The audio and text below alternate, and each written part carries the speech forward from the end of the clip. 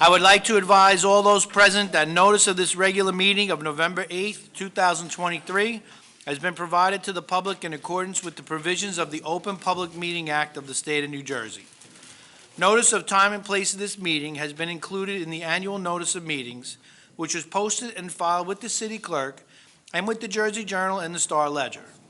An additional notice of time and place was posted and filed with the city clerk and was forwarded to the Jersey Journal and Star Ledger on November 3rd, 2023. The regular meeting of the Municipal Council of the City of Bayonne is now in session. Ms. Medina, please call the roll. Mr. Booker? Here. Mr. Carroll? Here. Mr. Perez? Here. Ms. Wiener is absent. And Mr. La Palusa? Here, please rise for the Pledge of Allegiance.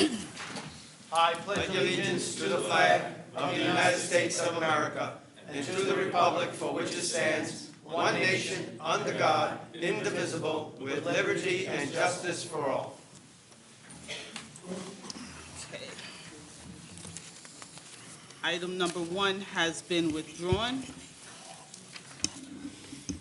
Item number 2 has been withdrawn. 03, an ordinance is entitled, an ordinance of the City of Bayonne, County of Hudson, State of New Jersey, approving the amended and restated financial agreement by and between the City of Bayonne and 26 North Avenue Urban Renewal LLC for the property located at 26 North Street, which was introduced and passed the first reading at a meeting held September 23rd, was published in the Jersey Journal and posted on the bulletin board as required by law, with notice that it would be further considered for final passage following a public hearing at this meeting of October 18th, and was postponed for further consideration to this meeting of November 8th, and is now before the council for its consideration and a public hearing. And a resolution moved by Councilmember Perez, giving the ordinance second reading. Mr. Booker, will you second? Aye. And on that resolution, Mr. Booker. Aye. Mr. Carroll. Aye. Mr. Perez. Aye. Mr. La Palusa. Aye. Second reading is by title, an ordinance of the City of Bayonne, County of Hudson, State of New Jersey, approving the amended and restated financial agreement by and between the City of Bayonne and 26 North Avenue Urban Renewal LLC for the property located at 26 North Street.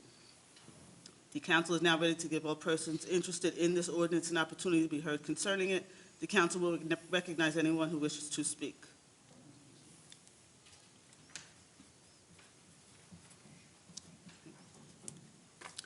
No protest against, objections to, or statements in favor of this ordinance or its passage has been filed with me. May I have a motion to close? Move. Second. And on the motion to close, Mr. Booker. Aye. Mr. Carroll. Aye. Mr. Perez. Aye. Mr. La Palusa. Aye. And a resolution ordering final passage. Move. And on the resolution, Mr. Booker. Aye. Mr. Carroll. Just one moment. Mr. Maselli, I see you're in the audience tonight. Would you come to the podium for a moment?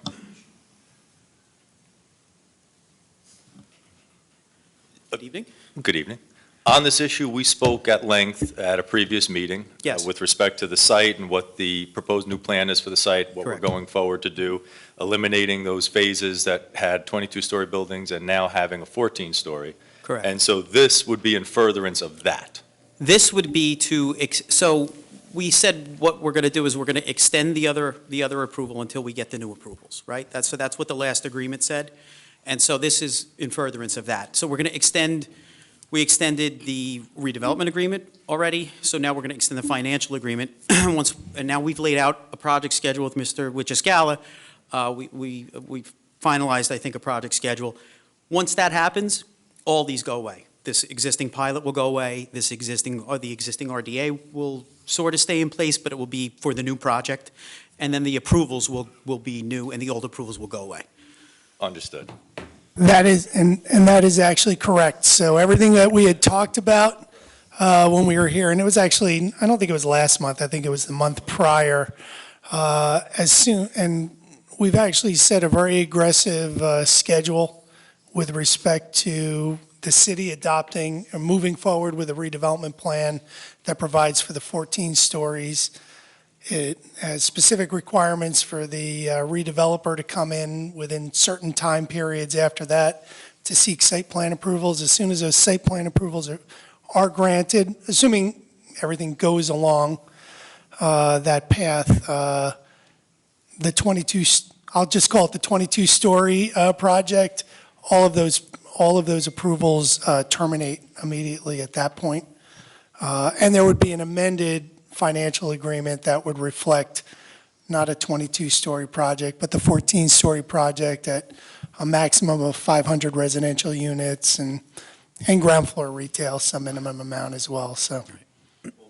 And you were very forthcoming at the previous meeting that we talked about this at, which I appreciate greatly. I know we really hammered the point. Yes. But if, as it's been described tonight and as it's been described at that previous meeting, I vote aye. Thank you. Right. This is all done at public meeting, so it's on the record. Mr. Perez? Aye. Mr. La Palusa? Aye. 04 is an ordinance of the City of Bayonne, County of Hudson, State of New Jersey, approving an amended and restated financial agreement by and between the City of Bayonne and 197 Avenue E Urban Renewal LLC for the property located at 197 Avenue E, which was introduced and passed the first reading at the meeting held September 20th, was published in the Jersey Journal and posted on the bulletin boards required by law, with notice that it would be further considered for final passage following a public hearing at the meeting of October 8th, and was postponed for further consideration to this meeting of November 8th, is now before the council for its consideration and a public hearing. And a resolution moved by the council president, giving the ordinance second reading. Who'd like to second? Second. And on that resolution, Mr. Booker. Aye. Mr. Carroll. Aye. Mr. Perez. Aye. Mr. La Palusa. Aye. Second reading is by title, an ordinance of the City of Bayonne, County of Hudson, State of New Jersey, approving an amended restated financial agreement by and between the City of Bayonne and 197 Avenue E Urban Renewal LLC for the property located at 197 Avenue E. Move it. You did already. You did. So the council is now ready to give all persons interested in this ordinance an opportunity to be heard concerning it. The council president will recognize anyone who wishes to speak. No protest against, objections to, or statements in favor of this ordinance or its passage has been filed with me. May I have a motion to close? Move it. Second. And on the motion to close, Mr. Booker. Aye. Mr. Carroll. Aye. Mr. Perez. Aye. Mr. La Palusa. Aye. And a resolution ordering final passage. Move it. Second. And on the resolution, Mr. Booker. Aye. Mr. Carroll. Aye. Mr. Perez. Aye. Mr. La Palusa. Aye. 05 is an ordinance of the City of Bayonne, County of Hudson, State of New Jersey, approving a redevelopment plan for the property located at 80-84 East 25th Street, which property is identified as Block 442, Lot 14, as shown on the official tax map of the city, which was introduced and passed the first reading at the meeting held September 20th, was published in the Jersey Journal and posted on the bulletin board as required by law, with notice that it would be further considered for final passage following a public hearing at the meeting of October 18th, and was postponed for further consideration to this meeting of November 8th, and is now before the council for its consideration and a public hearing. And a resolution giving the ordinance second reading. Who would like to move it? Move it. And second? And on that resolution, Mr. Booker. Aye. Mr. Carroll. Aye. Mr. Perez. Aye. Mr. La Palusa. Aye. Second reading is by title, an ordinance of the City of Bayonne, County of Hudson, State of New Jersey, approving a redevelopment plan for the property located at 80-84 East 25th Street, which is identified as Block 442, Lot 14, as shown on the official tax map of the city. The council is now ready to give all persons interested in this ordinance an opportunity to be heard concerning it. The council president will recognize anyone who wishes to speak. No protest against, objections to, or statements in favor of this ordinance or its passage has been filed with me. May I have a motion to close? Move it. Second. And on the motion to close, Mr. Booker. Aye. Mr. Carroll. Aye. Mr. Perez. Aye. Mr. La Palusa. Aye. And a resolution ordering final passage. Move it. Second. And on that resolution, Mr. Booker. Aye. Mr. Carroll. Aye. Mr. Perez. Aye. Mr. La Palusa. Aye. 06 is an ordinance amending and supplementing the revised general ordinances of the City of Bayonne, Chapter 7. This was also introduced at the meeting held September 20th, was published in the Jersey Journal, and posted on the bulletin board as required by law, with notice that it would be further considered for final passage following a public hearing at the meeting of October 18th, and was postponed for further consideration to this meeting of November 8th, and is now before the council for its consideration and a public hearing. And a resolution moved by the council president giving the ordinance second reading. Mr. Perez, will you second? Second. On that resolution, Mr. Booker. Aye. Mr. Carroll. Aye. Mr. Perez. Aye. Mr. La Palusa. Aye. Second reading is by title, an ordinance amending and supplementing the revised general ordinances of the City of Bayonne, Chapter 7, Traffic. And the council is now ready to give all persons interested in this ordinance an opportunity to be heard concerning it. The council president will recognize anyone who wishes to speak.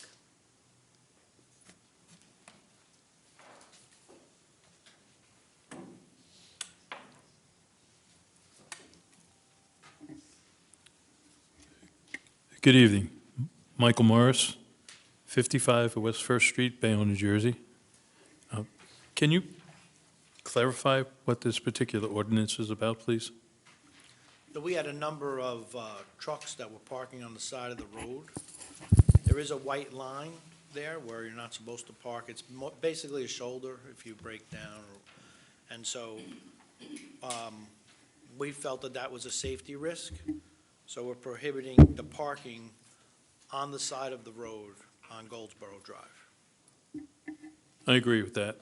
It was mostly food trucks at the time, but it could be for there's other reasons people pull over. If it's for a safety issue, a vehicle breaks down or something like that, we understand, and that's really what it's for. I agree with that. That's fine. I just need clarification on it. That's all. Thank you. Thank you. No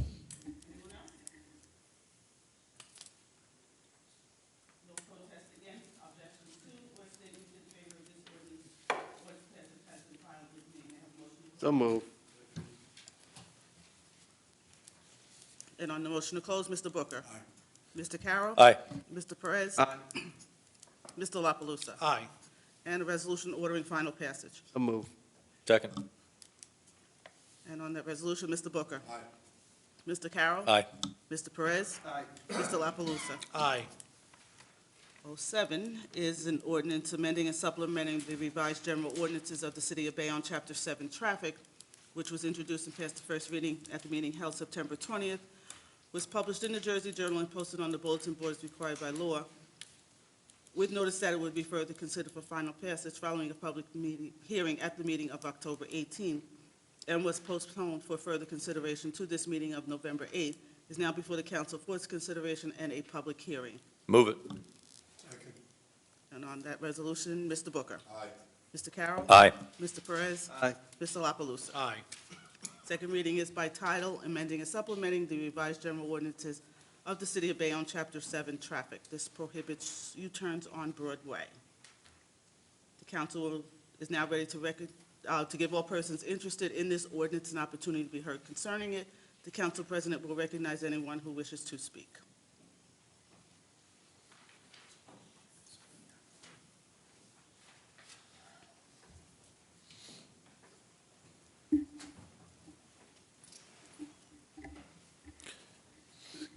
Good evening. Michael Morris, 55 West First Street, Bayonne, New Jersey. I just have a question regarding this. What instigated this particular ordinance this evening, or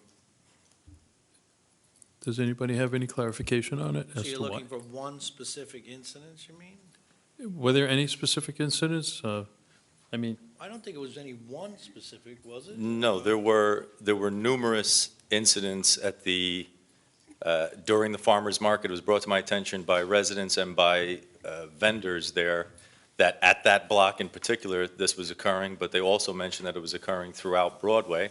And upon further study, it was determined that the ordinance on our books only had it for 16th to 26th, the quote-unquote business district area. And I thought it would be of better use to strike a line through that and say the entirety. I've seen it on different parts, especially uptown where I live. You could see it by the post office and different restaurants. And as Broadway does better and better and stores open in different parts of the area other than that 16th to 23rd, 26th district, it would benefit everyone. It's tough to make a U-turn, mostly they're K-turns, unless you have people not parked in those spots. So They do it in the intersection. it's for safety, really. know, It's a main artery, so people Yeah. get up and down. it's really for safety. Okay, It's also for pedestrian traffic through people crossing the street and the, impediment of moving traffic going north and south. It's just very, very, very safety issue. I don't have an issue with it at all. I just had a question. Uh, As a resident for 65 years, it seemed very normal to me. I was always taught that if you make a U-turn, you should do it at the intersection, which is the safest place. It may not be proper, but that's what I was taught, and that's why I asked about it. Our population is also increasing, so that's the reason why I'm in favor of this as well. We're getting more people on the street, so it's better for, my opinion, people should go around the block rather than do the U-turn. I agree with that. I don't have a problem with that at all. As I said, it was just a question, and I was curious as to what instigated the ordinance. No more than that. Okay. Okay, thank you for your time. Thank you. Anyone else on 07? No protest against, objections to, or statements in favor of this ordinance or its passage has been filed with me. May I have a motion to close? So moved. And on the motion to close, Mr. Booker. Aye. Mr. Carroll. Aye. Mr. Perez. Aye. Mr. La Palusa. Aye, And a resolution ordering final passage. move it. Second. And on that resolution, Mr. Booker. Aye. Mr. Carroll. Aye. Mr. Perez. Aye. Mr. La Palusa. Aye, 08 is an ordinance amending and supplementing the revised general ordinances of the City of Bayonne, Chapter 7, Traffic, which was introduced and passed at the first reading at the meeting held September 20th, was published in the Jersey Journal and posted on the bulletin board as required by law, with notice that it would be further considered for final passage following a public hearing at the meeting of October 18th, and was postponed for further consideration to this meeting of November 8th, is now before the council for its consideration and a public hearing.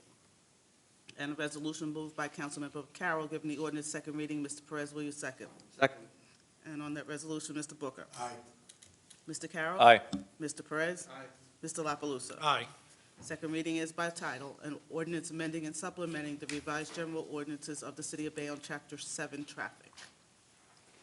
The council is now ready to give all persons interested in this ordinance an opportunity to be heard concerning it. The council president will recognize anyone who wishes to speak. No protest against, objections to, or statements in favor of this ordinance or its passage has been filed with me. May I have a motion to close? Motion. Second. And on the resolution, Mr. Booker. Aye. Mr. Carroll. Aye. Mr. Perez. Aye. Mr. La Palusa. aye, And a resolution ordering final passage. Move it. Second. And on that resolution, Mr. Booker. Aye. Mr. Carroll. Aye. Mr. Perez. Aye. Mr. La Palusa.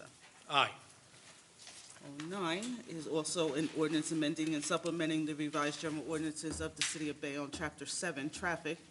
It was introduced at the meeting held September 20th, was published in the Jersey Journal and posted on the bulletin board as required by law, with notice that it would be further considered for final passage following a public hearing at the meeting of October 18th, was postponed for further consideration to this meeting of November 8th, and is now before the council for its consideration and a public hearing. And a Councilmember Perez, La Palusa, given the ordinance, moves to have the second ordinance, skip the ordinance second reading. That was like a twister. Mr. La Palusa, will you second? It's Mr. La Palusa and Mr. Perez moved it. I'm sorry. Second. all right, so I'll second it. You moved it, I'll That's right. second it, so. I need a nap. Say that fast 5 times. So on the ordinance for second reading, Mr. Booker. Aye. Mr. Carroll. Aye. Mr. Perez. Aye.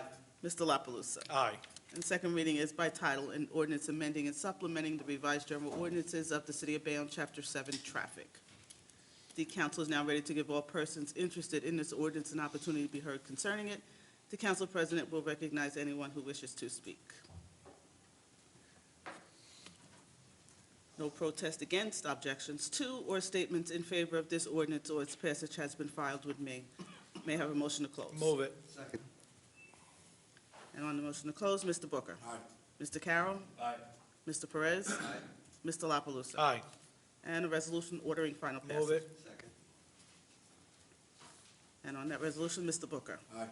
Mr. Carroll. Aye. Mr. Perez. Aye. Mr. La Palusa. Aye, 010 is an ordinance of the City of Bayonne approving an encroachment agreement with Mechanic Street Partners, New Jersey LLC for the property located at 130-134 Avenue F, which property is identified as Block 450, Lot 1.01, which was introduced and passed the first reading at the meeting held October 18th, was published in the Jersey Journal and posted on the bulletin boards required by law, with notice that it would be further considered for final passage following a public hearing at this meeting of November 8th, is now before the council for its consideration and a public hearing. And a resolution giving the ordinance second reading, moved by Mr. Perez, who would like to second. Second. And on that resolution, second reading, Mr. Booker. Aye. Mr. Carroll. Aye. Mr. Perez. Aye. Mr. La Palusa. Aye. And second reading is by title, an ordinance of the City of Bayonne approving an encroachment agreement with Mechanic Street Partners, New Jersey LLC for the property located at 130-134 Avenue F, which is identified as Block 450, Lot 1.01. The council is now ready to give all persons interested in this ordinance an opportunity to be heard concerning it. The council president will recognize anyone who wishes to speak.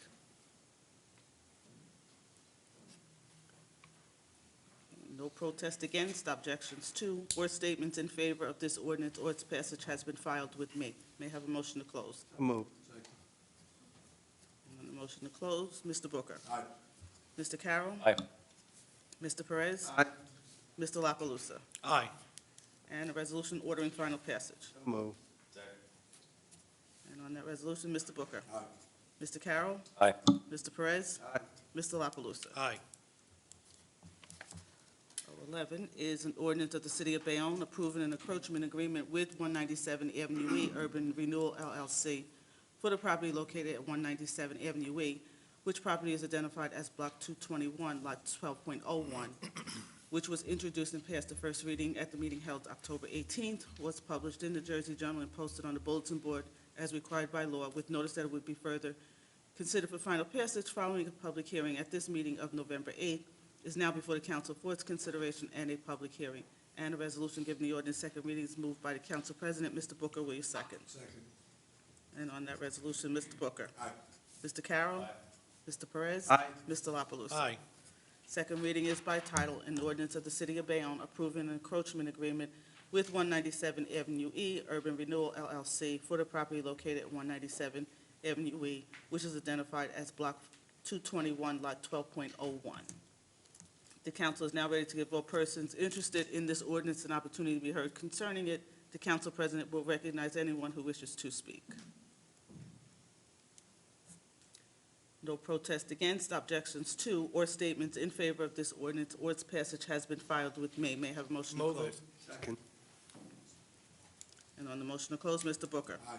Mr. Carroll. Aye. Mr. Perez. Aye. Mr. La Palusa. Aye. And a resolution ordering final passage. Move it. And on that resolution, Mr. Booker. Aye. Mr. Carroll. Aye. Mr. Perez. Aye. Mr. La Palusa. Aye.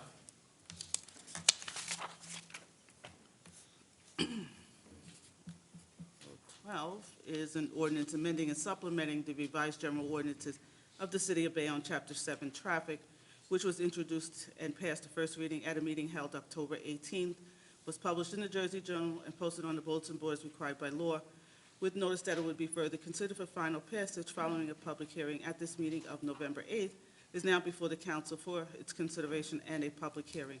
And a resolution giving the ordinance second reading is moved by Councilmember Perez. Mr. Booker, will you second? Second. And on that resolution, Mr. Booker. Aye. Mr. Carroll. Aye. Mr. Perez. Mr. La Palusa. Aye. Second reading is by title, an ordinance amending and supplementing the revised general ordinances of the City of Bayonne, Chapter 7, Traffic. The council is now ready to give all persons interested in this ordinance an opportunity to be heard concerning it. The council president will recognize anyone who wishes to speak.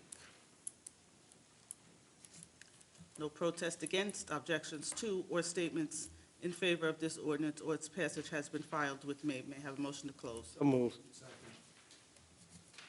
And on the motion to close, Mr. Booker. Aye. Mr. Carroll. Aye. Mr. Perez. Mr. La Palusa. Aye. And resolution ordering final passage. So moved. Second. Second. And on the resolution, Mr. Booker. Aye. Mr. Carroll. Aye. Mr. Perez. Mr. La Palusa? Aye.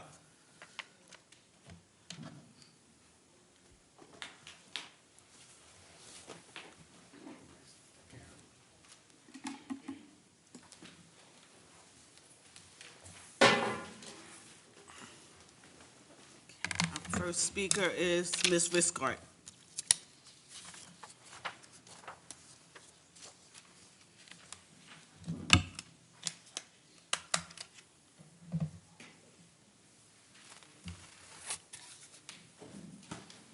Good evening, Council. Cheryl Riscott, 399 Avenue C.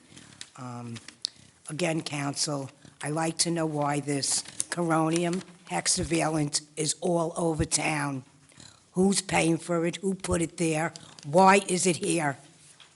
It is very, very dangerous, and it's a killer. And who are they trying to hurt? I want answers. Why are the weeds growing like there's no tomorrow? Why are there's cracks all over the place in the grounds? Why are there holes in the street from beginning to end of Bayonne? Why?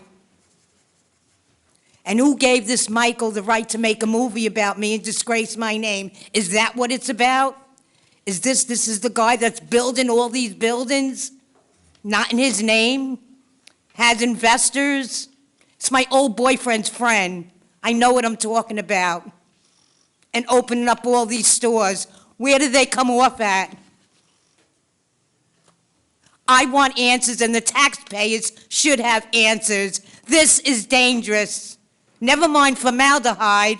What are they doing to the town? That everybody's letting it happen. And Cheryl, I went over this with you. I know, Gary. I gave I you- know, I Gary, have a number but I right didn't get an here. answer. I'm sick. Well, the answer. I'm sick. The answer from the companies that you asked me about. I'm not was that going, it's I'm not going dangerous. through, I'm not going through that. And I You have- should have the answers. You guys are running the town. I gave you the answer. You don't like the answer.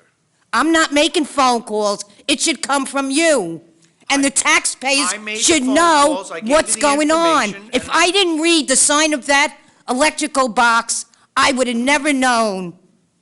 And nobody's gonna read it. They walk up and down Broadway with their heads up in the air like they have no idea what's going on in their town. I gave Half you- of them I don't gave even you know the what's answer, going though. on with themselves. Cheryl, if you need more information, the numbers are there for you to. I'm call. not calling, it should come from you. I gave you I'm the not answer. calling I anyone. gave you the All I could answer. say is I have all the symptoms of this, and I'm in the ER every day, and I could just about walk. Who gave this guy the right to do what he's doing? Yeah, and I don't know. I think I know, and anything it's about all about money. the I'm people sorry, that you're Gary, I naming. had enough of living the way I'm living. Cheryl, I don't know anything about the people that you mentioned about making movies, all those things. I have no idea anything about that. I had mentioned to you. Maybe you never met him, but you know about it. I know about it only because you've come up here many times and have told us that. It's a police issue. If somebody's doing something against your will, you need to speak to the police. I am not a policeman. I cannot help you in that regard. The Nobody serious- on this that's council the- can help The serious part is this. Why is it there? And the meters are just running, and it's even going into my church. Why? Why? And there's poison up in lights, all over the place. If I have a detective, I could take you around and show it to you. Why? Again, I You have don't know. I have Somebody no proof knows, that and there's somebody poison should have an going in there. answer, not me making a phone call. There's no This stuff proof. is dangerous, and it's a killer. Okay, Cheryl. Why are the weeds growing? He should know, no? Why ain't nobody cutting the grass? I have no idea. Why isn't anybody cutting the grass? Why are the weeds growing all over the place? They have an element in it that hurts people. That I do know. I'm doing my homework. Again, I'm not trying to go against what you're saying, but I do this for a And I don't living think it's a for joke. 40 years. You? It's not a joke. Cheryl, no one's saying it's a joke. No, he has a smirk on his face. Okay. If it was your mother or your sister in this position, What would you do? I would investigate it just like you did and try and get the answers just like you did. Right, and I'm going to keep coming You back. can come back as much as you want, but I gave you the answers that And I somebody was should told. get, then you should know what? You should go to Mayor Davis. Why is it happening? I wrote him so many letters, and he's not getting back to me. He's hiding in his little shoebox down in Seaside Park I can't answer for somebody. and leaving all the dirty work up to you guys. I want answers, and if he don't know, call the governor. Maybe he knows. Because I tried, and they said if you call one more time, which is a free public number, that we're going to put you away. Is that insane? Cheryl, you are welcome to come up to this meeting and speak about anything And then you to try to want. say there's something wrong with Cheryl, me? I don't think so. Let me answer you, Cheryl. You could come up here and speak every month if you want. That's fine. I have no problem with it. I gave you the answers that I was given by those people who are the professionals. If you don't like it, there's nothing I can do about that. It shouldn't be in the town. It shouldn't be there. Okay. It shouldn't be here, period. It's here to hurt somebody. That's what I'm getting out of this, and I wonder who that person is.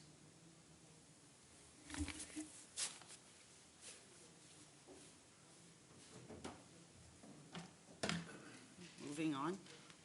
013, an ordinance of the City of Bayonne amending and supplementing the revised general ordinances of the City of Bayonne, Chapter 37, Historic Preservation, and a resolution fixing Wednesday, December 13th at 7 p.m. in the Dorothy E. Harrington Council Chambers as a time and place for a public hearing and final passage. Who'd like to move it? Move it. And on that resolution, Mr. Booker. Aye. Mr. Carroll. Aye. Mr. Perez. Aye. Mr. La Palusa. Aye. 014 is an ordinance of the City of Bayonne, County of Hudson, State of New Jersey, approving a financial agreement by and between the City of Bayonne and 63 New Hook Road Urban Renewal LLC for the property located at 63-67 New Hook Road, which is identified as Block 416, Lot 3, as shown on the official tax map of the city, and a resolution fixing Wednesday, December 13th at 7 p.m. in the Dorothy E. Harrington Council Chambers as a time and place for a public hearing and final passage. Move. And on that resolution, Mr. Booker. Aye. Mr. Carroll. Aye. Mr. Perez. Aye. Mr. La Palusa. Aye. 15, 16, and 17 have been withdrawn. 18 is an ordinance of the City of Bayonne, County of Hudson, State of New Jersey, approving an amendment to the financial agreement by and between the City of Bayonne and 746 Avenue E Urban Renewal LLC to extend certain timelines for the property located at 746 Avenue E, which is identified as Block 393, Lot 3.01, as shown on the official tax map of the City of Bayonne, and a resolution fixing Wednesday, December 13th at 7 p.m. in the Dorothy E. Harrington Council Chambers as a time and place for a public hearing and final passage. Would like to move it. Move it. Second. On the resolution, Mr. Booker. Aye. Mr. Carroll. Aye. Mr. Perez. Aye. Mr. La Palusa. Aye. 19. Before we move on further, Ms. Medina, I'm going to ask John Wichiscala a couple questions about 016 and the financial agreement and the master pilot. If you can explain a little bit about how that would work with the 5 phases? I know it's been withdrawn tonight, but Mr. Skillender, these are terms we've never heard before, master pilot and all these things, so. Sure. So, again, But I with- do want to hear from Mr. Wichiscala besides you as well. Sure. So if you want to go first, that's fine. But so again, when we talk about the, like a master pilot, for argument's sake, under the long-term tax abatement law, there permits 2 types of, financial agreements. For the normal one that we're very familiar with, it permits, it gives them extra time between the build-out of it. When we talk about the master pilot, when it talks about, redevelopment that has to occur in phases, the master pilot, coincides with a redevelopment agreement that breaks out the phasing schedule of it. So it's more of a colloquial term that we use to talk about, the pilot agreement. It's under the same authorizing statute for it. So my question to you would be, Yeah. if each one of these phases or buildings has a 30-year abatement, right? If they wait, it could possibly be 30 years before they build the second one. Is there a date they have to start it by? Or is this going to be something that's going to go on 100 years where my grandchildren's kids are going to be dealing with this? No. So with that, again, for the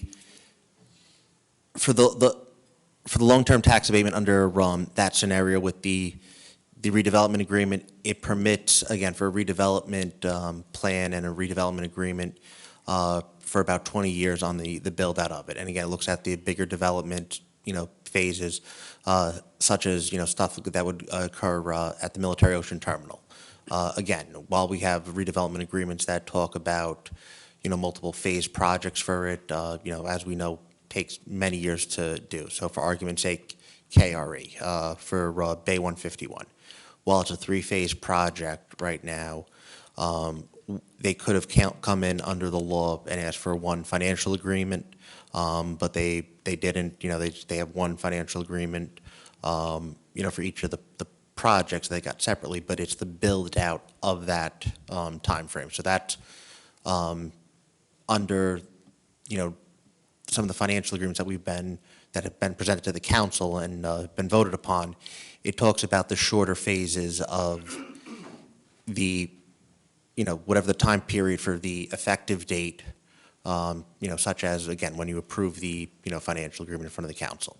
So that there's a clock that starts from there, or the earlier of, when they have their substantial completion. So If you have the first phase, let's say this gets approved, just say, the first phase, they're going to start paying the pilot.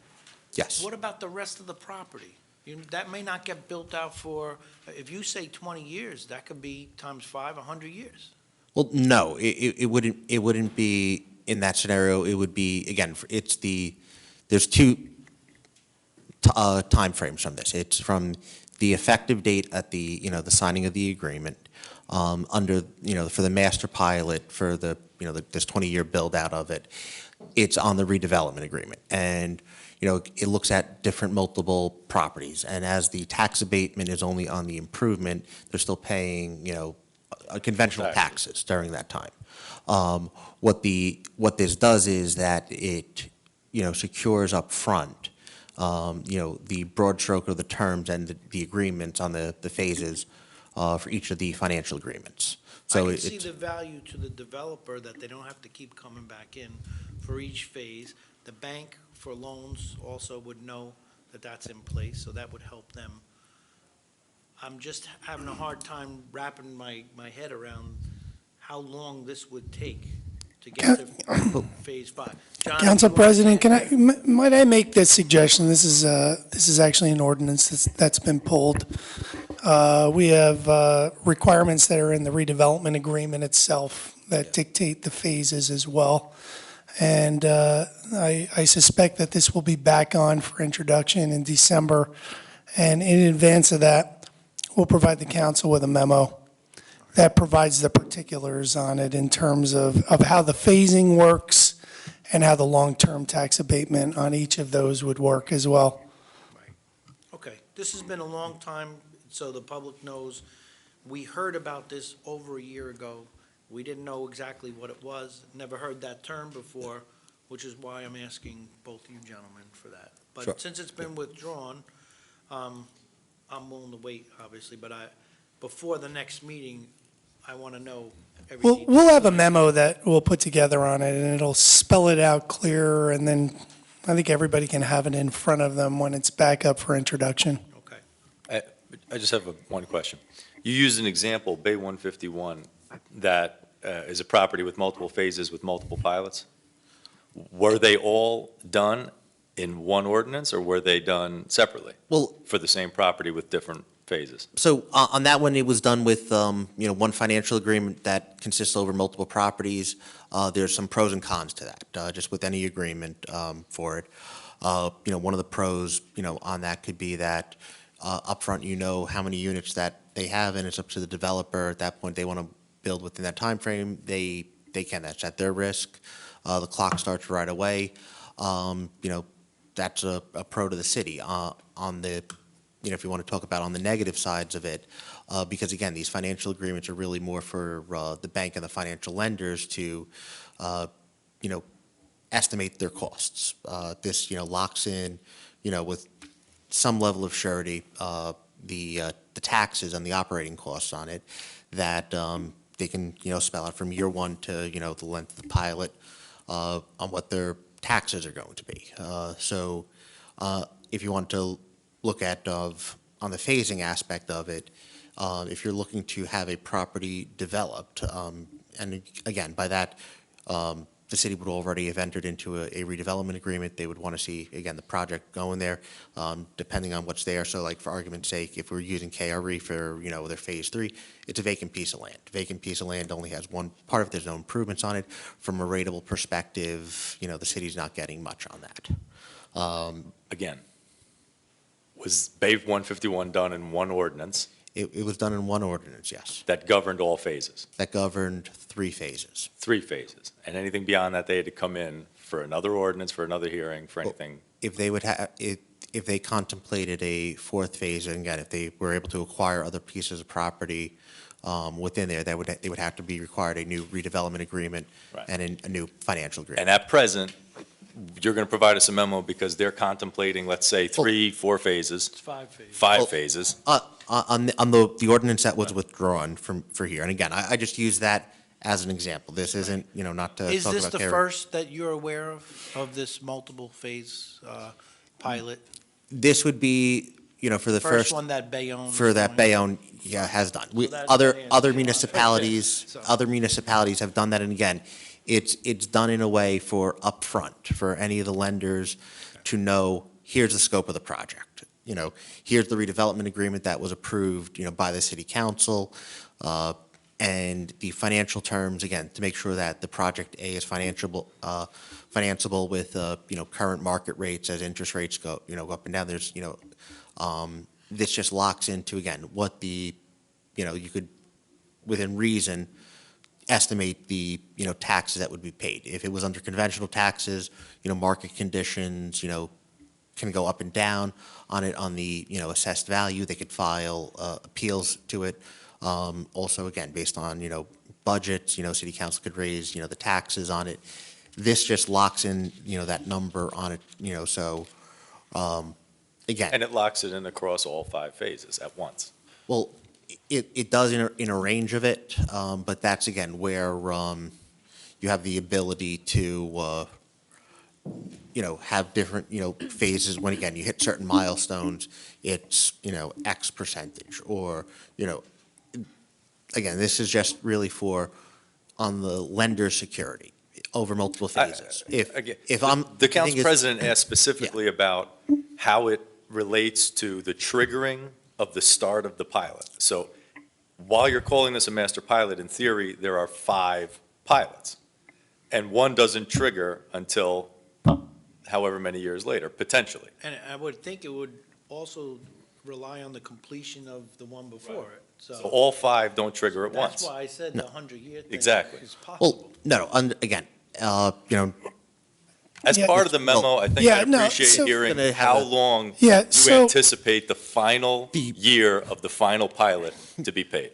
I think that's hard to say. so I would tell you, I actually don't know the specifics on it, with respect to this one. But what I can tell you is that this is a common tool. Remember, we're not just talking about a general zoning ordinance here. We are talking about projects that are being taken under the, under the redevelopment law. Every one of these projects come at the first stage as a directive from this council to determine if the property is an area in need of redevelopment. A lot of these projects are on sites that are brownfield sites, and we certainly have those. So And I know we use this a lot, but we always have to step back. You know, a developer is coming in on these properties. They may be contaminated, they're blight, you know, we used to call it an area in need of blight. It was a blighted area. So there's a certain amount of risk. So the idea of having phased projects and so forth, it's not uncommon. And I don't believe this is actually the first one in Bayonne. I think that there have been other phased projects in the past that go back, you know, to at least like 2015. And the idea is And if you could, developer even is in your coming memo, in. maybe you give us some Yeah, and examples. we'll do that. And I may prove myself wrong when I look back at it, but the whole idea is there is a certain amount of risk that developers coming in. You're always going to have market risk. You're going to have time periods. You're going to have unknowns when you take on a project and things along those lines. And if we're going to allow a developer who's going to take on a big project and a larger scope, phasing is not uncommon, and it's not uncommon to lock these things in at the outset. They want to know, well, it's not going to change dramatically. And we usually have milestones that are built into the redevelopment agreements. And it's not to say that one phase is going to finish and they're not going to break ground on phase two until the final CO is issued. But I think it would be helpful if we'll provide the breakout on this one in particular, also cognizant of just the general question, because you're thinking like, oh my God, is this going to be, 2090 and we're all gone and it's still going? Maybe that is what'll happen. Listen, the pilot payments are still going to be based, it's percentage based, but it's still going to be based on if it's a 2% deal or whatever it is, or 10%, I'm sorry, 2% of construction costs, or 10 or 12 or 14% of what the gross rents are.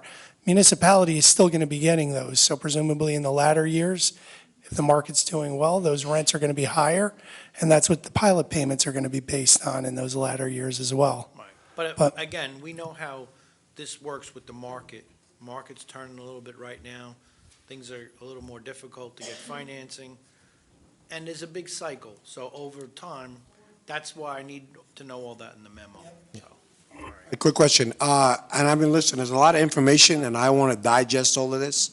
My one question I have is to my colleague, and maybe I'm off. Are we talking about 5 individual pilots? In effect, no. On it, it's one financial agreement. It's on the phases of it, and each of those phases would have a different start date. So again, as Mr. Wiscala said, that this is, you're negotiating the project up front for it. So again, it just helps, the project get off the ground if you're negotiating the redevelopment agreement and approving it over, the different phases, the financial agreement, it allows to do the same. What is the proposed amount of years for, let's say, the first one? Again, depending on the statute, it allows, for maximum from the effective date, or when the building is substantially completed, 30, it could be up to 30 years on a financial agreement. But again, the terms have not been, finalized for this specific project. So not to get into the specifics on it, we can't. All right. So we'll wait Yeah. in between. We'll get Yeah. the memo. I wish we would have had these answers from Mr. Maselli, who was here and he left. Yeah. I think we should have, when we hit number 16, we should ask those questions, not after he left. All right. Well, again, he's not, Well, these are our professionals, so we should get the answer from them and not from a developer's attorney. I understand what you're saying, but I would rather hear it from our professionals. That's what we pay for. So. And again, the agreements were, the ordinances were withdrawn because, again, we didn't finalize the terms, so we're not going to present them to you.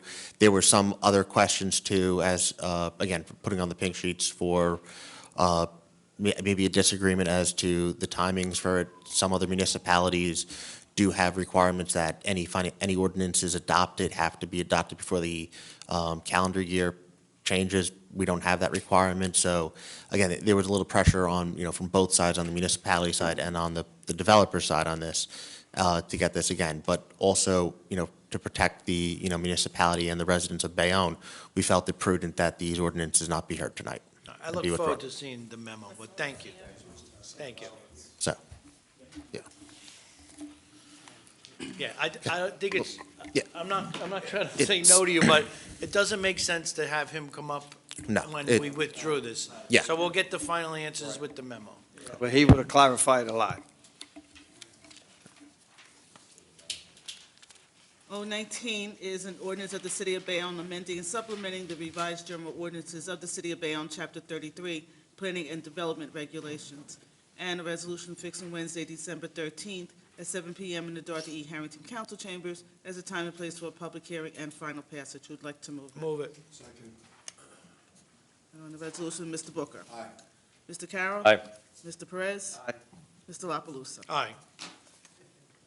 020 is an ordinance of the City of Bayonne approving an encroachment agreement by and between the City of Bayonne and 746 Avenue E Urban Renewal LLC for the property located at 746 Avenue E, which is identified as Block 393, Lot 3.01, as shown on the official tax map, and a resolution fixed on Wednesday, December 13th at 7 p.m. in the Dorothy E. Harrington Council Chambers as a time and place for a public hearing and final passage.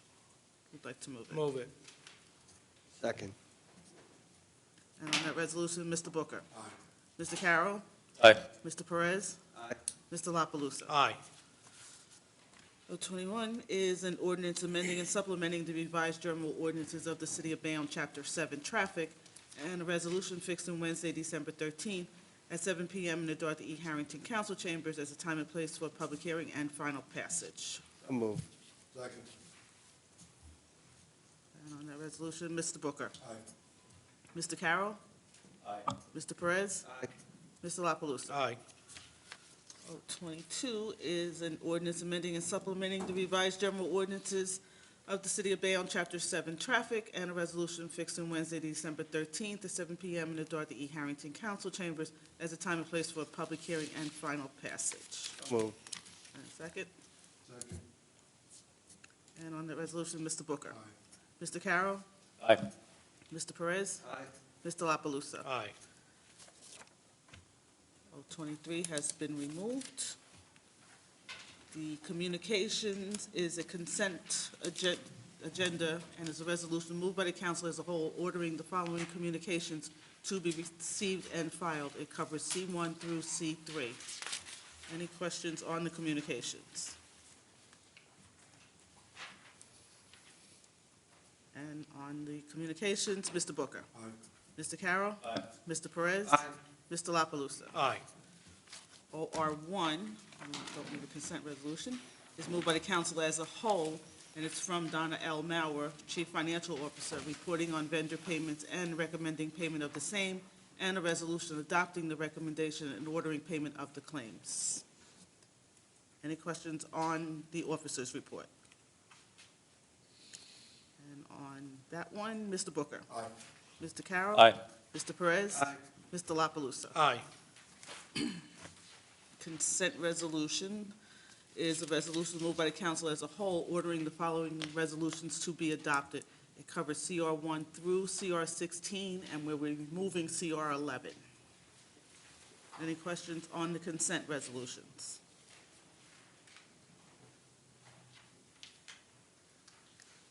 And on the consent resolutions, Mr. Booker. Aye. Mr. Carroll. Aye. Mr. Perez. Aye. Mr. La Palusa. Aye. R1 is authorizing the budgetary transfer number 1 in the calendar year 2023 budget. Move it. Second. And on the resolution, Mr. Booker. Aye. Mr. Carroll. Aye. Mr. Perez. Aye. Mr. La Palusa. Aye. R2 is accepting the best practices questionnaire.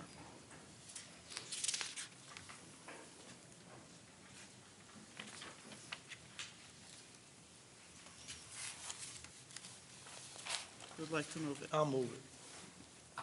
And second? Second. And on the resolution, Mr. Booker.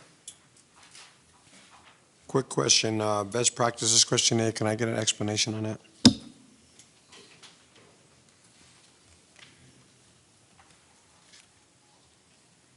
The best best practices questionnaire comes out every year from the state, and they give us a list of questions. They vary. This year, there was like 16 topics on management, ethics, transparency, financial management.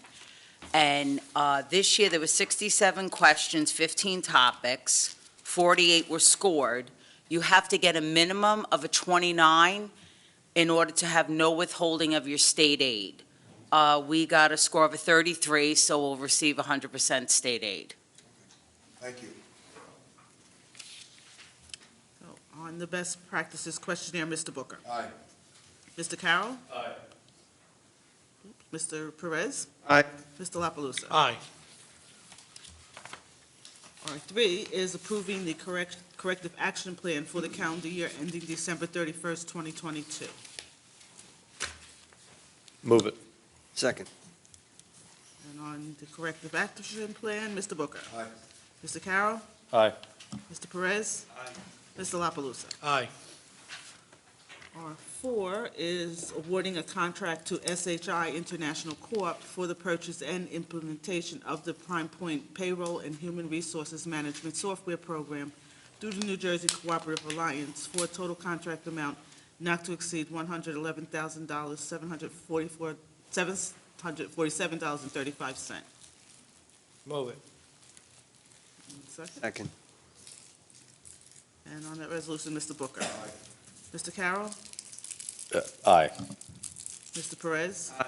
Mr. La Palusa. Aye.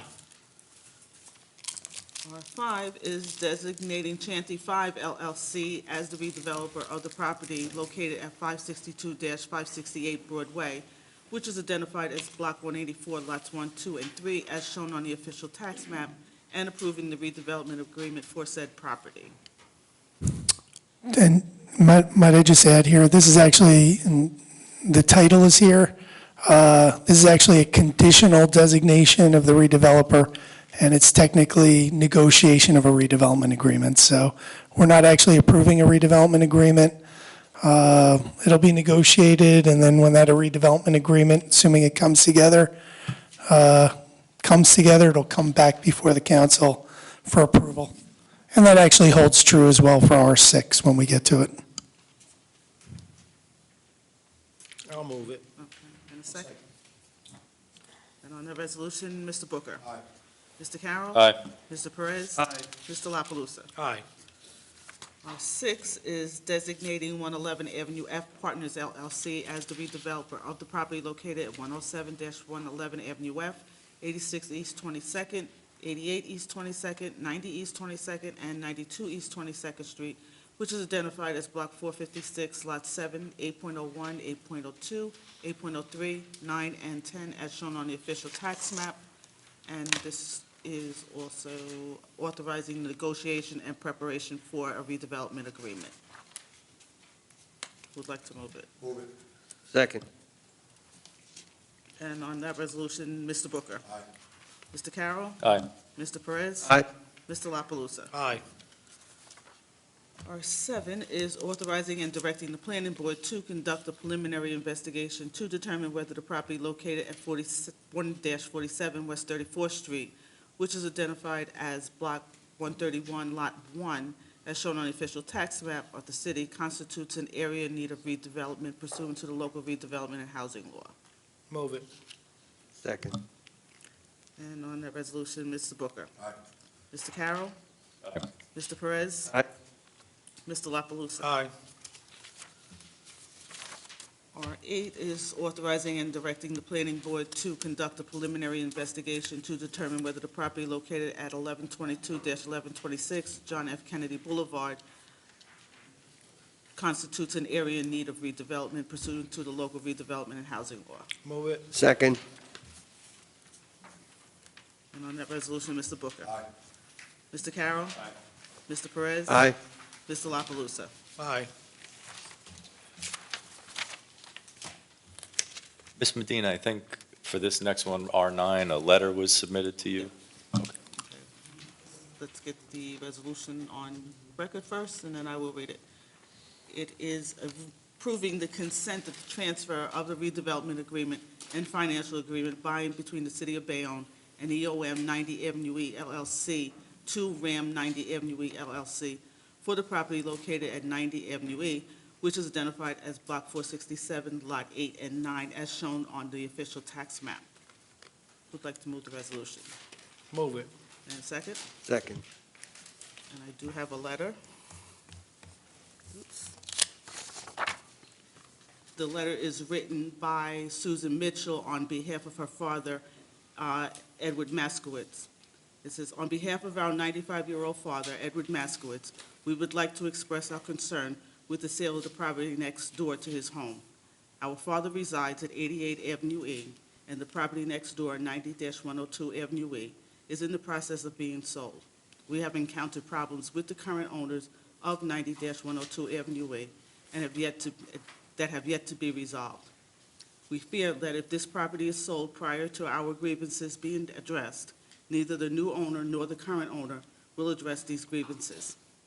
Below is a list of the issues that have been communicated to Noah Friedman, which is the managing member of EOM 90 Avenue E, and have yet to be properly resolved.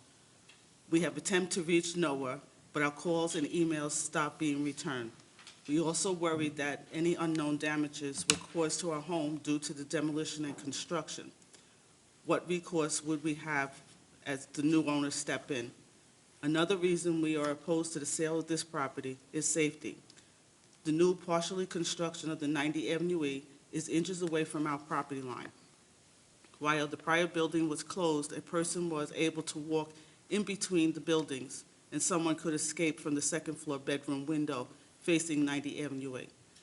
The new structure is so close, it would not allow passengers between the buildings nor access to the window as an escape route.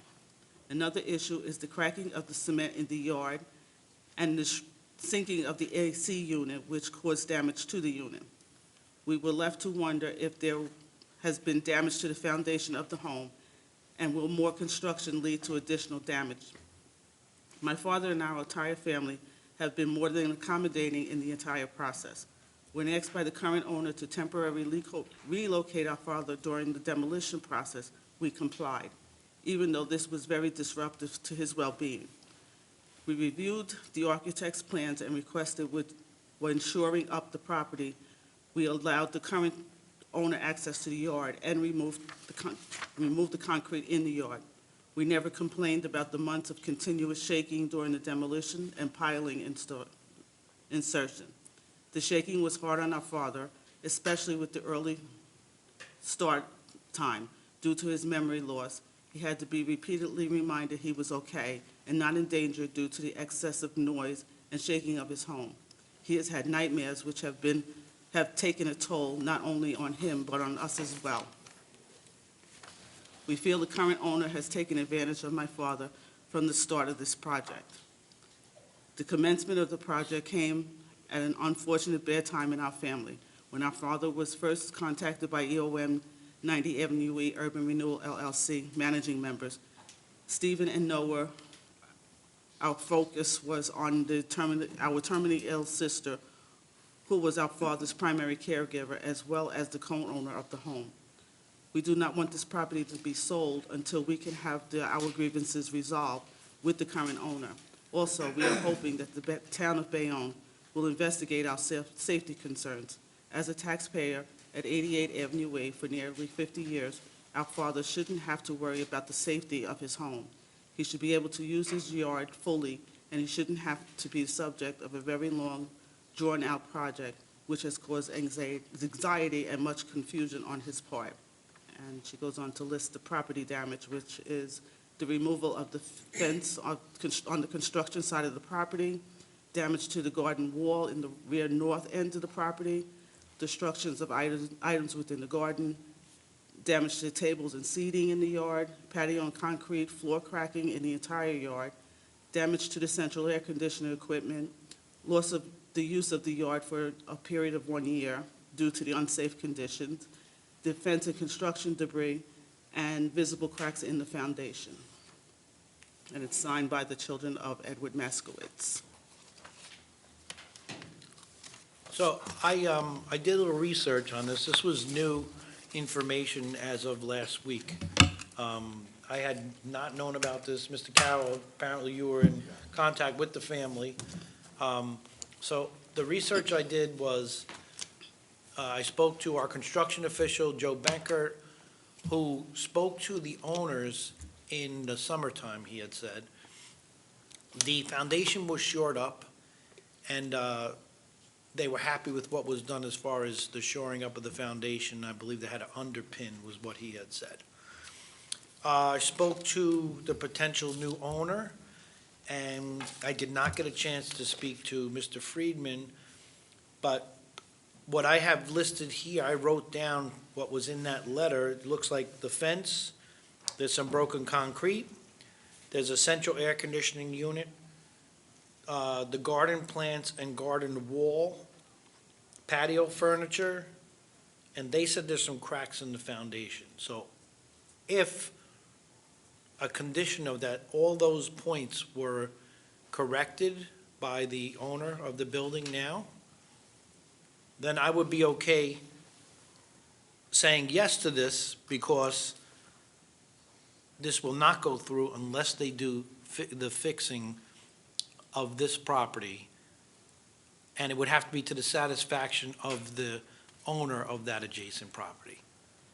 So I think that's what we spoke about last week as well. Yeah. Do you want to add more to this, Councilman? I'm just curious, I think, was there a member of the family in the audience tonight? Would you like to? Go on. And if it's something I missed, please let me know. Hi, I'm Susan Mitchell, and I'm Ed Makowitz's daughter. There's just two other items that I'd like to have addressed. One is, because there has been some cracks, I would like to have an inspector at the end of the project, and that if anything is found that is incorrect or needs to be corrected at that time, that we have a contract that the owner takes care of that. And the other So right. specifically, are you asking for the foundation, like the cracks in the foundation, or? I just want. I think we have to be a little specific, that's all. I don't want the house to get any worse than it was prior to it. Sure. So I believe that the current owners had done that under the pinning, whatever it's called, so that they wouldn't be liable for anything. But how do we know after the project's done that there isn't any foundation issues, unless we had an inspector come in and look at the foundation? And in the backyard, what has happened is, because they removed some of the concrete, and there was nothing to hold the remaining concrete where it was, it's separated. So that's where the cracks were in the back. It's just more of a separation from the concrete. Cracks in the In the ground concrete? Oh, Yes, and like, then the wall as well, you said, and the right? wall, well, yes, Okay. and the wall too. And the last thing is that I don't know if the building was allowed to be built that close to the house. In one area, it's under 2 inches, and in another area, it's under 5 inches. So, this went through the planning board process and all that. People were mailed letters, I guess, to come to the meetings. The construction official that I spoke to said that a separate survey was done, and that it was within the redevelopment plan. So So I could get hold of those it was built plans? the way it was mentioned, and it's not on your property, even though it does seem like it's very close. So apparently, and I'm not thrilled about this, and I've been speaking with your niece-in-law. Niece-in-law? The previous warehouse that was there was built close, maybe not this close, but close. 14 inches. And apparently the inspectors went, they checked it, and it's in accordance with this. I think it's disgusting that they would go right to the line, but that's the nature of development in the city currently. What we need to do now is make sure that we protect your father, this 95-year-old man. My question to you is, in the interim, from when this all began to tonight, because now we're sitting here ready to do something about this, where do you and the family stand with respect to the new individuals coming in? Have you been contacted? Are you satisfied that they're going to resolve the issue?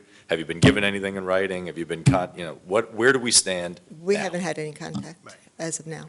So, Ms. Mitchell, we're not really sure if the new owner's gonna do it. It I might know. have to be the old owner I might agree, have to do right. it. But I think the representation is, I see him standing up, so I guess We'll ask you to, yeah, we'd ask you to come up and just state your name. And So, good evening, council members, council president. My name is Donald Pepe. I'm an attorney with the law firm of Scarinci Hollenbeck, and I represent the property purchaser, the contract purchaser. First and foremost, I think that it's actually good news that this property is being sold to someone who will complete the project, complete it in a timely and in a substantially satisfactory way. Sean Gupta, I believe many of the council members know him. He is the sole member of the LLC entity that's acquiring this property. He lives in Bayonne. He has a long history of development in Bayonne, and I think you all know that he will he's a stand-up guy. You know, our purchase and sale agreement has a representation that all of the issues with the adjoining neighbor were resolved. So I'm in an excellent position to lean on the current property owner to resolve these issues. As to no contact, I reached out and communicated back and forth with someone from the family who explained to me that they were on a vacation in Disneyland with the grandchildren.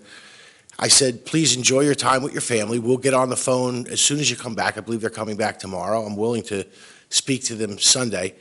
I heard the list. The list is satisfactory. I'm going to go after the current property owner to correct these issues. Two things I'd like to add to that. I think you need an independent third party. I'd love to rely on Mr. Banker to, confirm that the work's been done in a satisfactory manner. I don't think that the current homeowners are experts in that field, and I think that's just a better approach. I will make sure that the property owner does it. I believe it's also appropriate, I'm going to recommend to my client that we do a foundation survey directly after closing, so we can establish what the condition is now, and then we'll come back and resurvey it after the project's completely done. And if there's any changes, that would be our responsibility. If there's something that exists now, that's the current owner's responsibility, but I don't think that that's an easy question. I can easily lean on the current property owner to make all of the other changes, all the other improvements. The foundation, I assume he's going to push back on because we have no way of knowing whether his work caused that damage. I think that that's something that they'll have to work out amongst themselves. But everything else, we're closing on December 10th, which is why we kind of needed to get through to here. I will make sure that this work is done, or the closing will be delayed. Because again, he represented in the purchase and sale agreement that all of the neighbors' concerns were satisfactorily addressed. Right. So, Mr. Banker and his department, they can do so many inspections as far as the building at hand. As far as your home, though, I don't think they, like you said, maybe an independent would probably be the best way.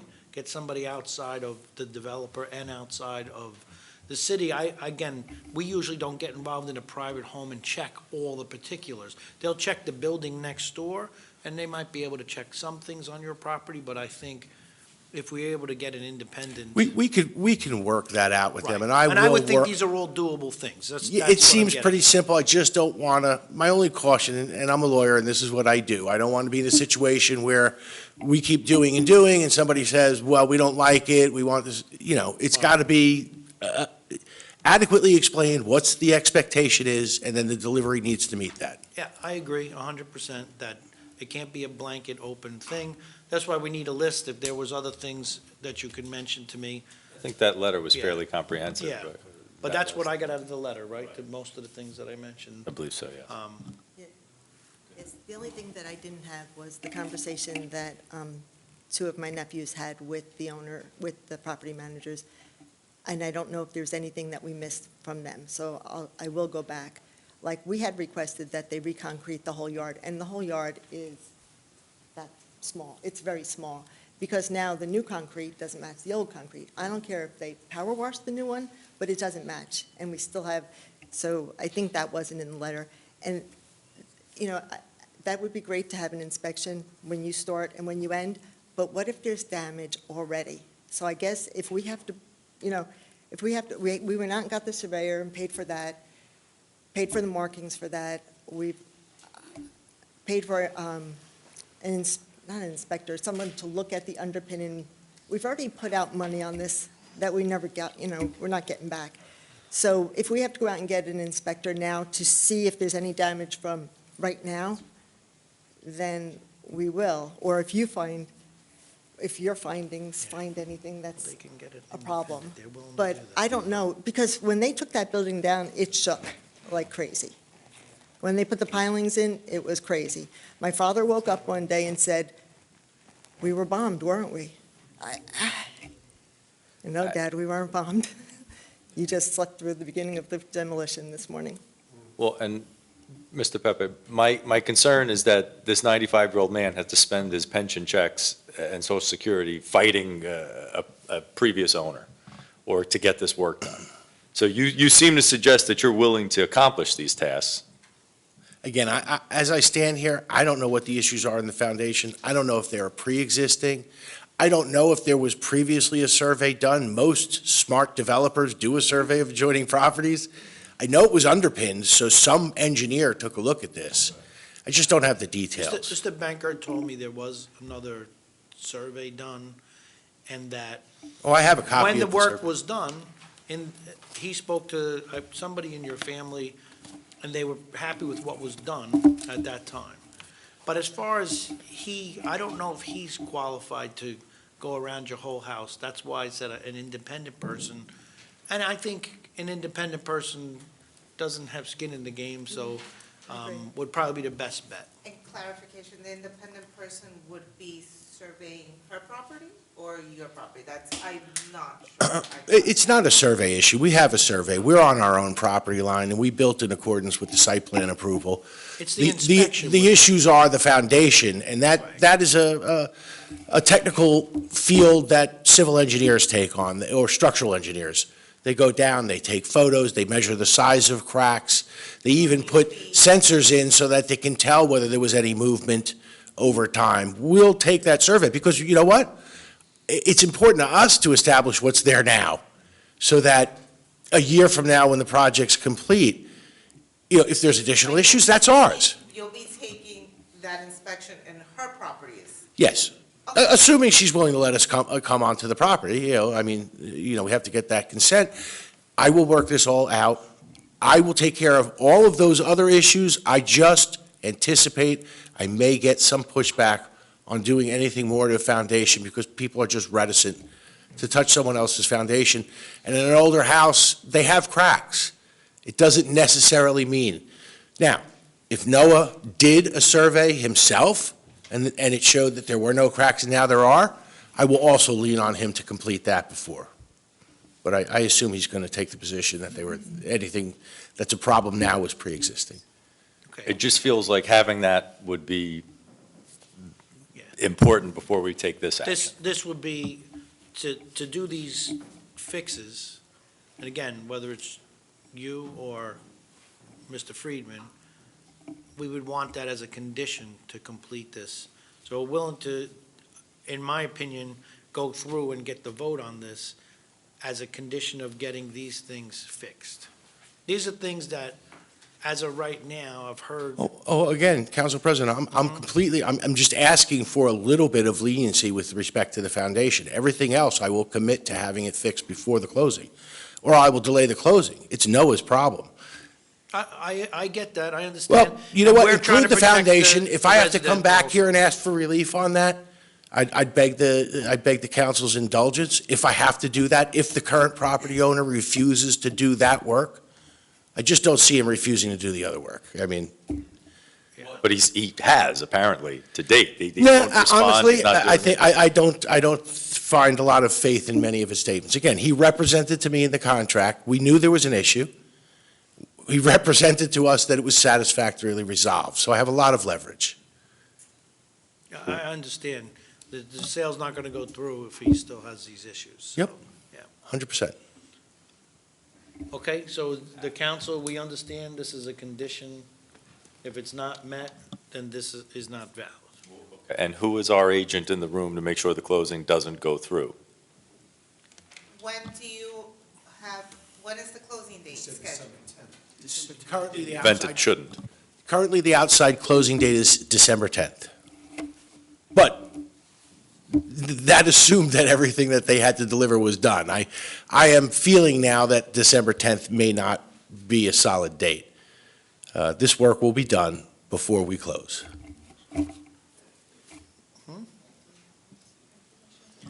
Mr. Pepe, we have Mr. his Pepe, information. I guess- We could get it, he works for Skowinski and Hollenbeck. Okay. So we can get your is there a information. way of contacting you closer to that date so you can confirm whether things have been done? We will also confirm with you, and then we can sort of know where we're. I apologize, I don't remember the name of the woman from the family that I have been corresponding with. I will schedule that meeting. We'll go over in greater detail so I understand a little bit better. Then I will communicate with the property owner, and this work will be done. I will not close because I don't have a pilot agreement. And I'm not going to close without a pilot agreement because there's conditions in that. It's not going to happen. Yeah, and I was going to add, so what this is a resolution to transfer essentially the redevelopment agreement and the pilot agreement, and I think Mr. Pepe's client actually is still waiting on a URE formation, correct? Because a pilot requires, I'm sorry, am I? What is a URE? Urban let us renewal know. entity. So for the pilot part of it, if you look, it's RAM, whatever it is, there's no, the entity that's transferring is URE. I'm sure Mr. Pepe has an application into the state just to have the URE formed. So it's really going to probably go to RAM, urban renewal, whatever. I just turned the page.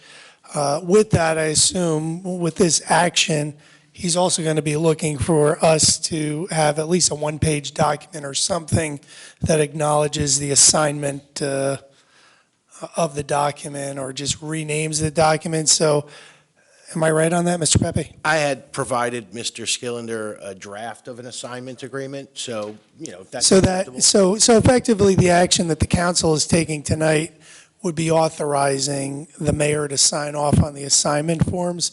So that could be the check and balance just in terms of, Neil, when you had said, who's going to be checking on our side?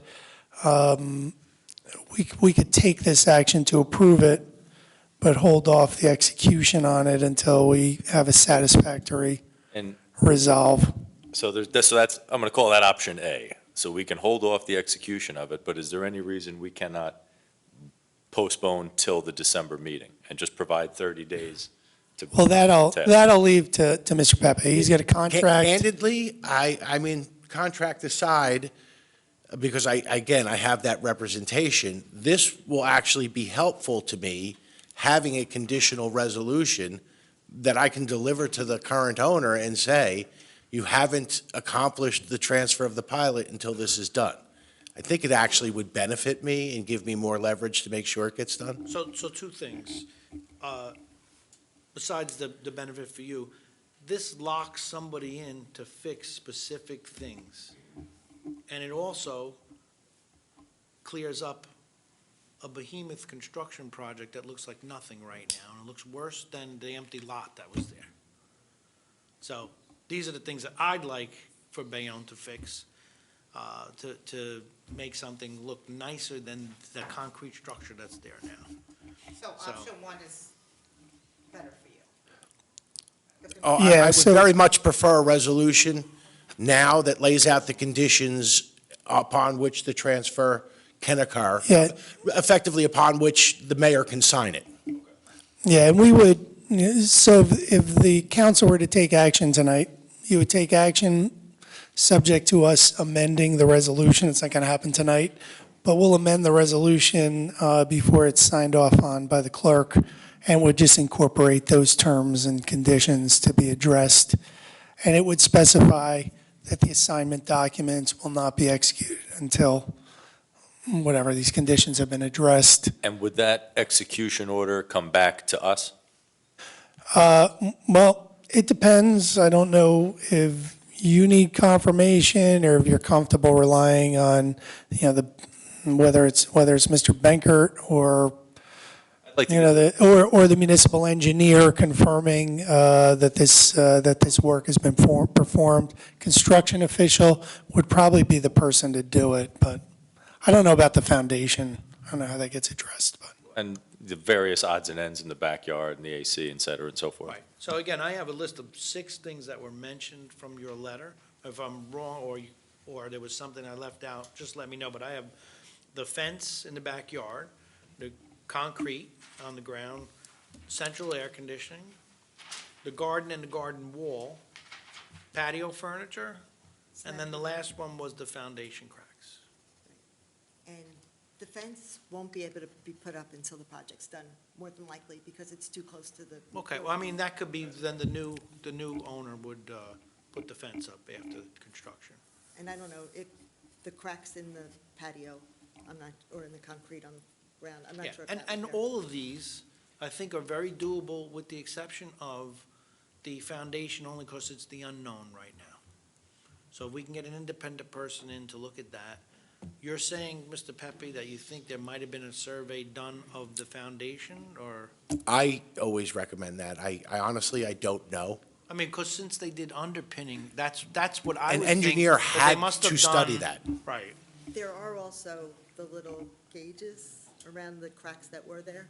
They're around the foundation. So somebody did that exact study that I was Oh, recommending. so there were, okay, so then there was. We'll get we'll get a copy of that, and I will coordinate with the township's engineer. You know, I think Andy Reichel is in a very good position to sign off on that all of these things have been accomplished. He does Yeah, I don't that. know if this one falls under Andy's purview or if it's Rob Russo. Rob Russo. Oh, I'm sorry, yes, Rob Russo. I just, Andy has Yeah. certain I just know that they're areas he very does, yeah. accustomed to that function, making sure that you've done what you said you would do. So also kind of add to the conversation here on this too, also with any of the pinnings of the foundations, and also the pouring of the concrete, those are something that have to be, inspected by our engineers and also approved by the building department. So, But I that think, was supposedly done in the summertime. yes. And again, I just want to make sure for the clarity of the record, that work, again, was done by, Mr. Bankert, and again, reviewed by our engineers at CME with Rob Russo. So, Okay. All right. so again, for the conditions of what the foundation, was, prior to when the warehouse was there to then when it was demoed to then to the summertime while the building was being built, I think there's a clear record of what's going on, and again, any of the damages, that may or may not have occurred. So just for, clarity's sake for the record here, I just want to make sure that that's stated. That's fine. I'm okay if you guys are okay with those conditions as an approval. All the engineering, inspections and all that, would that be coming out of the developer's escrow account? Yes, it will, because.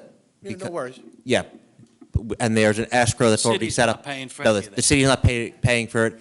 There, how we have it set up again with their site plan application, and then again, any of the maintenance and performance bonds that have to be done, escrow is already established with the city of Bayonne.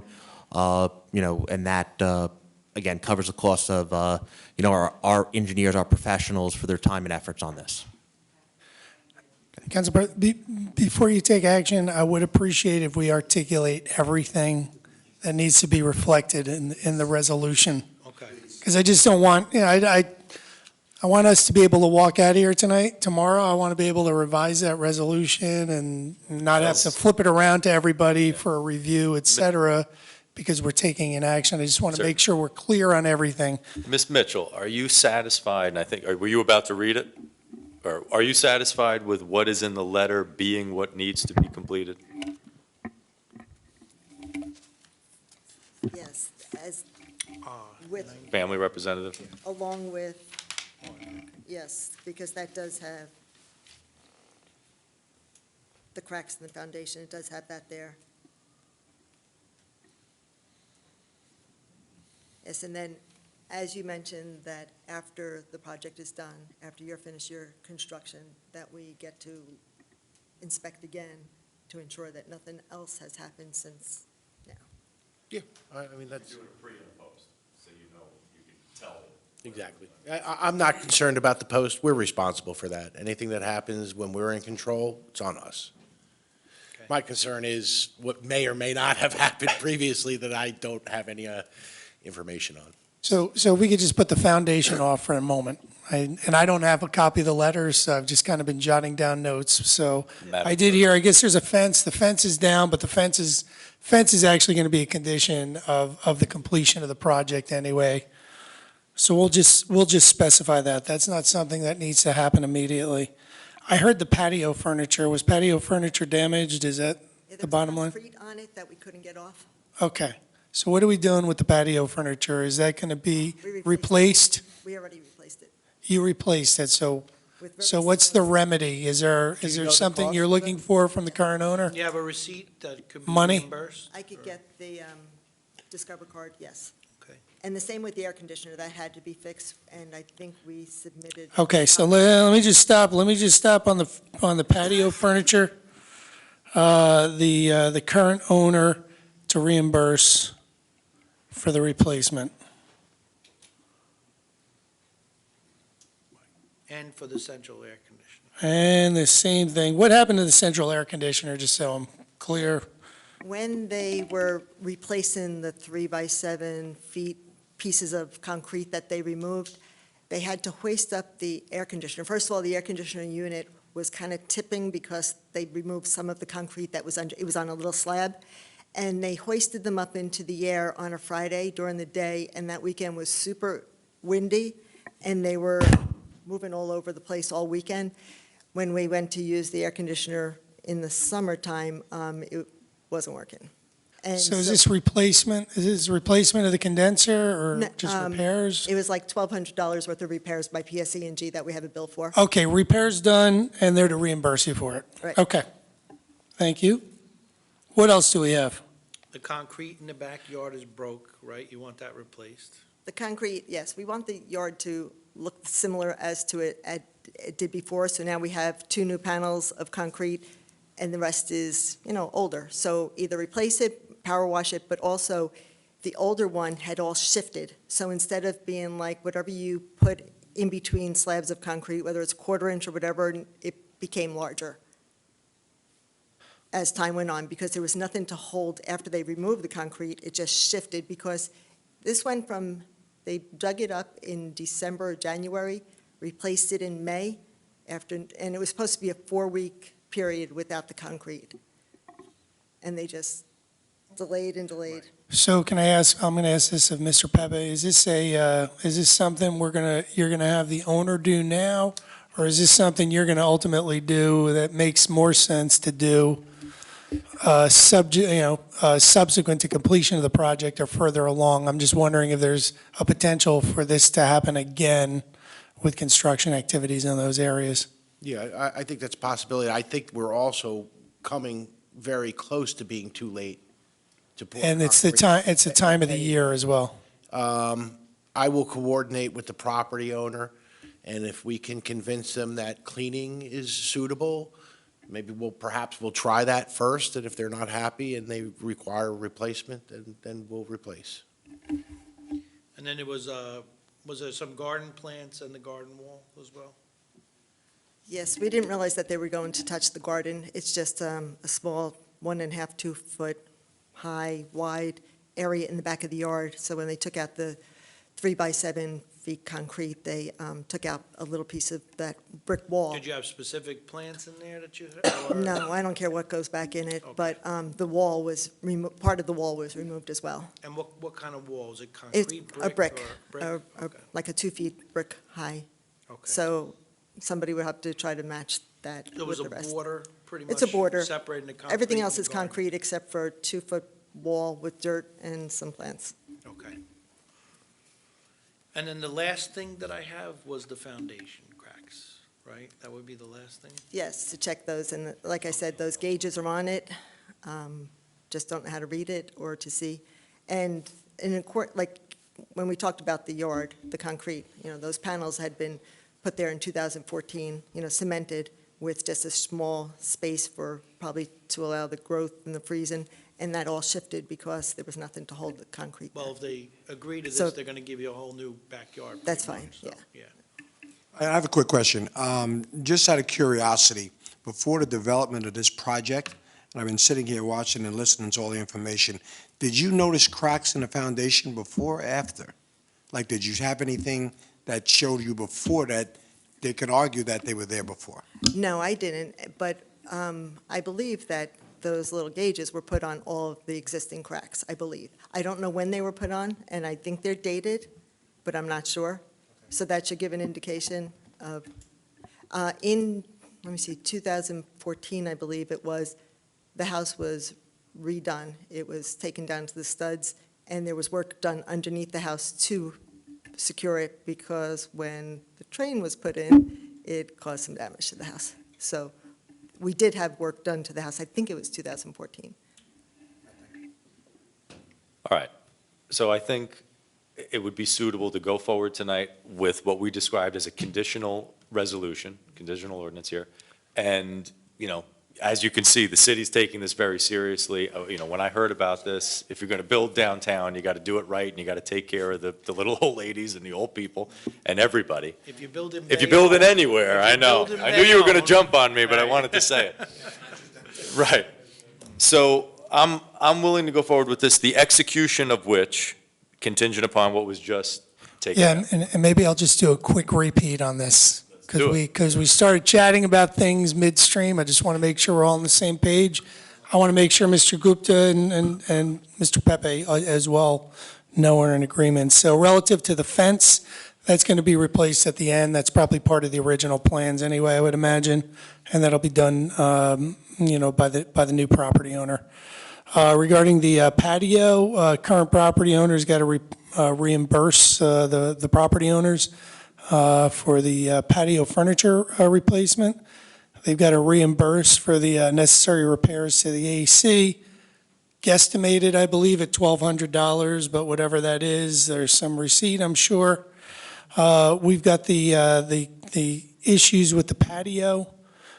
In the first instance, the contract purchaser is going to have the property owner undertake power washing of that to see if that's satisfactory to the property owner. If it is not, then the new owner is going to undertake the necessary repairs to broken concrete. Correct me if I'm wrong, you can come up and speak to it. I'm just making sure we're all squared on it. And we would, we'll just shift, if the cleaning isn't good enough, again, I don't think it can be done before closing, so we'll take on that responsibility and arrange for an appropriate credit. So, yeah, so that'll end up being a springtime type problem situation in terms of cleaning, working with the neighbor, and then undertaking necessary repairs if the neighbor's not satisfied. It'll be to their reasonable satisfaction. Make sense? I think that makes sense. Next up, I heard about the brick wall and the plantings. We talked about it. What are we doing? Are we replacing the brick wall? Is the brick wall not there again? And how are we dealing with the plantings? I'm not sure what the extent of that was. I'm not a bricklayer, so we needed somebody to put the bricks back.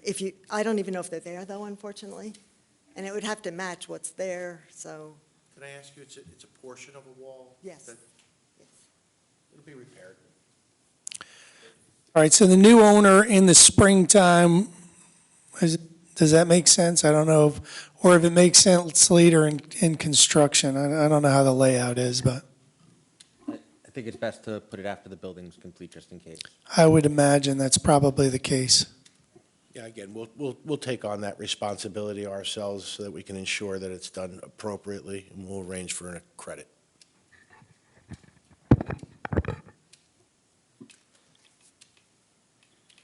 So, at or prior to completion, you're going to take on the brick wall and suitable plantings through that area. Relative to the foundation itself, the new owner is going to do a pre-construction survey, and then they'll do a post-construction survey analysis. They're also going to look into whether there was a pre-con survey by the current developer. I'm just not sure where we leave off with that. If there was a previous survey, and from what I'm hearing, it sounds like there absolutely must have been, then our pre-survey will be usable to compare to that one to see if there's any damage that occurred now. If there's damage that's occurred during the period of the current owner's ownership, we're going to make them fix it before closing. What if there is no pre-survey?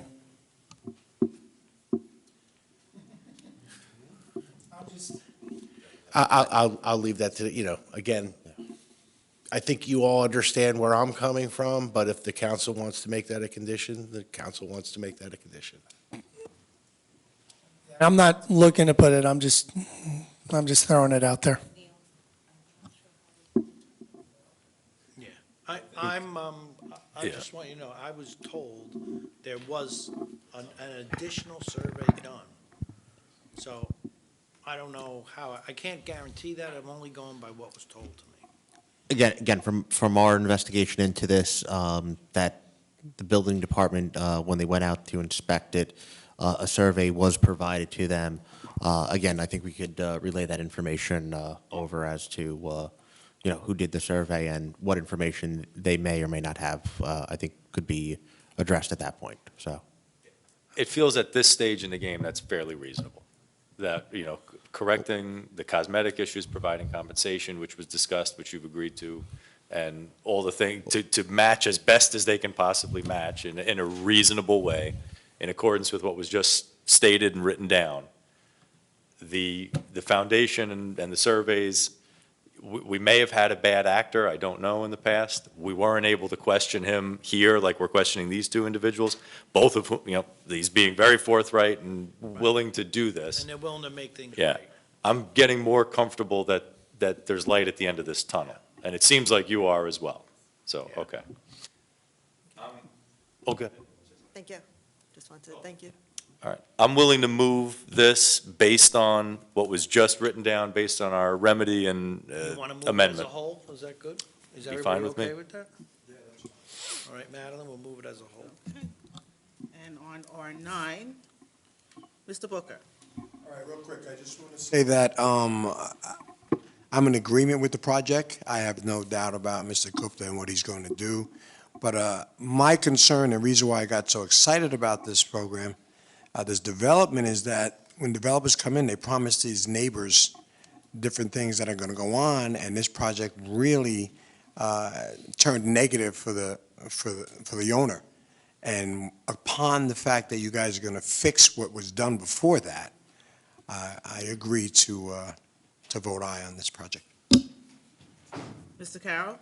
I echo those statements, to the family. Unlike the previous owner, this owner is willing to, on the record, on camera, make these claims and try to make your father whole. And that's our main concern at this point. So I vote aye under those conditions and with appreciation that you're willing to do this for the family. Mr. Perez. I agree with both my co-counsel people there, and I know Mr. Gupta personally, and he's been an upstanding individual, very honest, and I think he'll keep his word. I vote aye. Mr. La Palusa. We're here to serve the people. The people are our first concern. So when we see people in distress or have some complaints, we want to investigate it. I was able to speak to some of the professionals, and I'm very, very pleased with the fact that you're willing to, whether it's you or make it a condition of your sale for the previous owner, that it's going to be fixed. If they give you the okay to fix it, maybe he adjusts his whatever, your sale or whatever, but that's, I'm just glad that that's being resolved now. I'm also very, very happy to see that somebody's finishing the project and that it's not going to be, like I said, because right now, it looks terrible right now. It's just half of a hole in the ground and half of a behemoth construction that looks like nothing. And I know it'll look something special when it's done, because we know your previous work as well. So with that, I'm happy to see this come to fruition. I vote aye. Okay. Thank you. It took a long time, and I appreciate it. We're making sure, dotting our i's and crossing our t's. Okay, I have a few add-ons. Add 1 is authorizing the business administrator and/or her designee to advertise for animal control and sheltering services and real estate appraisal services utilizing the competitive contracting process pursuant to NJSA 48:11-4.1. Move it. Second. And on that one, Mr. Booker. Mr. Carroll. Aye. Mr. Perez. Mr. La Palusa. Aye. Add 2 is authorizing the mayor and/or his designee to take any and all actions and execute any and all documents necessary, including but not limited to the soil remedial action permit initial application, in order for PPG and the city to obtain soil remedial action permit from the NJDEP, and that permit will obligate the PPG to maintain the engineering controls at Dennis P. Collins Park. So moved. Second. And on that resolution, Mr. Booker. Mr. Carroll. Aye. Mr. Perez. Mr. La Palusa. Aye. Last one is awarding the sale of the city of Bayonne in the county of Hudson, New Jersey, of its property tax levy for the fiscal year ending December 31st, 2023, and ratifying and confirming and authorizing certain actions in connection therewith. Move it. Second. And on that resolution, Mr. Booker. Aye. Mr. Carroll. Aye. Mr. Perez. Mr. La Palusa. Aye. Is there anything else? I have Anybody have something to add on? I want to, before we close our meeting, thank all the veterans for their service and wish them a very happy Veterans Day. And also, I want to wish everybody at home and here a happy, blessed Thanksgiving. And On with that, behalf I'll of the take a council motion as to well. adjourn. I make a motion. And on the motion to adjourn, Mr. Booker. Aye. Mr. Carroll. Aye. Mr. Perez. Aye. Mr. La Palusa. Aye. Good evening, everybody.